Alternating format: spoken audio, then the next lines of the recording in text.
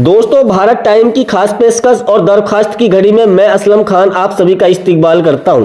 दोस्तों, आज का ये बुलेटिन आप सभी के लिए बहुत ही स्पेशल होने वाला है, क्योंकि मोदी सरकार ने 2026 के शुरुआत में ही महिलाओं के लिए और युवाओं के लिए, किसान भाइयों के लिए लाइव आकर के कई तरह की घोषणाएं कर दी हैं और कई नए बदलाव भी हुए हैं। एक तो आज के दिन आप सभी महिलाओं को बैंक में जाकर के अपना जो बैंक खाता है उसकी KYC करानी होगी। साथ के साथ अगर आप किसान हैं और 22वीं किस्त का पैसा लेना चाहते हैं तो आपको पैसा नहीं मिलेगा, क्योंकि सरकार ने 3 नए नियम लागू कर दिए। वहीं अगर आपके बच्चे सरकारी और प्राइवेट स्कूल में पढ़ने के लिए जाते हैं और आपके घर में सिलेंडर है या PM उज्ज्वल योजना के तहत आप गैस चूल्हा जलाते हैं तो आपको सरकार द्वारा सब्सिडी योजना के तहत आपको फायदा दिया जा रहा है। तुरंत से आप फार्म भरवा दीजिए। क्या है पूरी अपडेट, क्या है छोटी बड़ी खबरें, सारी आपको इसमें देखने को मिलेंगी। साथ के साथ आपको बता दें, इस चैनल पर आपके लिए एक स्पेशल गिफ्ट ऑफर चल रहा है, जिसके लिए आपको एक छोटा सा काम करना होगा। बस वीडियो को लाइक करके चैनल को सब्सक्राइब कर दीजिए और वीडियो के कमेंट सेक्शन में जाकर के अपना राज्य का नाम बताएं। और अगर आपके कमेंट पर एक भी लाइक नहीं आता है तो आप विजेता होंगे। चलिए अब पहली खबर देखिए, यहाँ पर सरकार की ओर से क्या कहा गया है।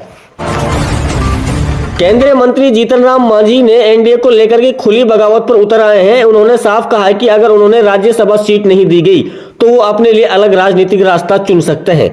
मांझी के इस बयान से NDA के भीतर की हलचल जो तेज हो गई है और बिहार की राजनीति में बड़े बदलाव की अटकलें शुरू हो गई हैं। माना जा रहा है कि आने वाले दिनों में गठबंधन में तनाव और बढ़ सकता है।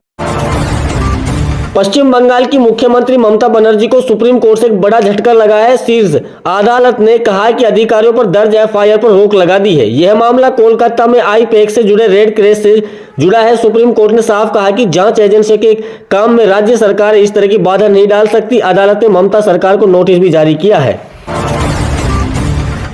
भारत के विदेशी कर्ज को लेकर के एक अहम रिपोर्ट सामने आई है। रिपोर्ट के अनुसार भारत पर 558 अरब डॉलर से अधिक का विदेशी कर्जा है।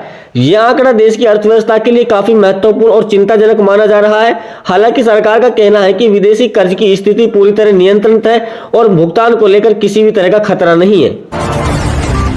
ईरान में धार्मिक नियमों के उल्लंघन के आरोप में कई महिलाओं को गिरफ्तार किया गया। जानकारी के मुताबिक 8 से ज्यादा महिलाओं को हिरासत में लिया गया है।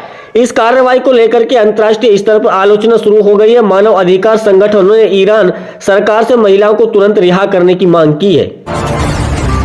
बिहार की राजनीति में एक बार फिर से असंतोष खबरें सामने आई है। उपेंद्र कुशवाहा की पार्टी RLM के 3 विधायक पार्टी छोड़ सकते हैं, जिससे NDA की एकजुटता पर सवाल खड़े हो गए। वहीं सहयोगी दलों ने BJP पर विधायकों को तोड़ने का आरोप लगाया है, जिससे BJP के सिरे से खारिज किया गया। अमेरिका ने बड़ा और सख्त फैसला लेते हुए 75 देशों के नागरिकों के वीजा प्रक्रिया पर रोक लगाने का ऐलान किया है। इस फैसले में पाकिस्तान, बांग्लादेश, रूस, ईरान, अफगानिस्तान और ब्राजील जैसे देश शामिल है। ट्रंप प्रशासन के अनुसार ये आदेश 21 जनवरी से लागू होगा। माना जा रहा है कि इस फैसले से अंतर्राष्ट्रीय यात्रा और कूटनीतिक संबंधों पर असर पड़ेगा। सुप्रीम कोर्ट ने अरावली खनन मामले में बड़ा कदम उठाया है। कोर्ट ने अपने पुराने आदेश पर फिलहाल रोक लगा दी है, जिससे खनन और पर्यावरण से जुड़े मामले में नई बहस छिड़ गई है। न्यायालय ने कहा कि पर्यावरण और विकास के बीच संतुलन बनाए रखना जरूरी है। विशेषज्ञों का मानना है कि यह फैसला आने वाले महीनों में खनन उद्योग और राज्य सरकारों की नीतियों को प्रभावित कर सकता है। गुजरात और राजस्थान में दूषित पानी पीने से हुए हादसों में 13 लोगों की मौत के बाद राजनीतिक आरोप प्रत्यारोप तेज हो गए। कांग्रेस नेता राहुल गांधी ने पीड़ित परिवारों से मिलने का ऐलान किया। वहीं मुख्यमंत्री ने कहा है कि इस मामले में राजनीतिक बर्दाश्त नहीं की जाएगी। प्रदेश कांग्रेस अध्यक्ष जीतू पटवारी ने सरकार की भाषा पर सवाल उठाए हैं। उत्तर प्रदेश की पूर्व मुख्यमंत्री मायावती के 70वें जन्मदिन पर उस समय अफरा तफरी मच गई, जब प्रेस कॉन्फ्रेंस के दौरान शॉर्ट सर्किट हो गया। हॉल में धुआं फैलने के बाद कार्यक्रम तुरंत रोक दिया गया। मायावती ने सवाल लिए हैं कि और ने ही केक काटा और सुरक्षा कारणों से कार्यक्रम स्थल से लौट गई। कार्यक्रम और BJP के बीच जुबानी जंग तेज हो गई है। समाजवादी पार्टी प्रमुख अखिलेश यादव ने BJP नेताओं पर निशाना साधते हुए कहा कि देश में महंगाई, बेरोजगारी और कानून व्यवस्था जैसा मुद्दा से ध्यान भटकाने की कोशिश की जा रही है। उन्होंने कहा कि जनता असली मुद्दों को समझ रही है और आने वाले समय में चुनाव से जवाब देगी। बांग्लादेश में हिंदू समुदाय पर हमले की घटनाएं लगातार सामने आ रही है। कई घरों को आग के हवाले कर दिया गया और धार्मिक स्थलों को नुकसान पहुंचाया गया। भारत ने इस पर गहरी चिंता जताई और बांग्लादेश सरकार से पीड़ितों की सुरक्षा सुनिश्चित करने का अनुरोध किया है। अंतर्राष्ट्रीय मीडिया और मानव अधिकार संगठन भी इस मामले को लगातार नजर बनाए हुए हैं। उत्तर प्रदेश में कप सिरप घोटाले का बड़ा खुलासा हुआ। करीब 700 करोड़ रुपए से अधिक की गड़बड़ी सामने आई। जांच के बाद 161 फार्म कंपनियों पर मुकदमा दर्ज किया गया। स्वास्थ्य विभाग ने कहा कि यह मामला स्वास्थ्य व्यवस्था और मानव प्रक्रिया पर गंभीर सवाल उठाता है। विशेषज्ञों ने इसे फार्मास्यूटिकल इंडस्ट्री पर पारदर्शिता बढ़ाने की जरूरत के रूप में देखा गया। ईरान में फंसे भारतीय नागरिकों को निकालेगी सरकार, शुरू होगा अभियान। ईरान में पिछले 15 दिनों से जारी हिंसा और विरोध प्रदर्शन के चलते स्थिति बेहद भयावह हो गई है, जिसके चलते यहां पर रह रहे युवाओं को लेकर माता पिता और परिवार चिंतित है, जिसको लेकर उन्होंने सरकार से वापस लाने की गुहार लगाई। लेकिन सरकार ने कड़ा कदम उठाते हुए ईरान में फंसे नागरिकों को निकालने की तैयारी शुरू कर दी है।